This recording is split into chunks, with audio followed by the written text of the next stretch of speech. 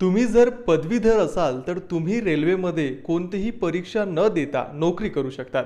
तर कोणत्या नोकरीबद्दल मी गोष्ट करतोय याच्याबद्दलची माहिती जाणून घेण्या अगोदर आपल्या पेजला फॉलो आणि चॅनलला सबस्क्राईब करायला विसरू नका. तर आता IRCTC अंतर्गत एक भरती होणार आहे.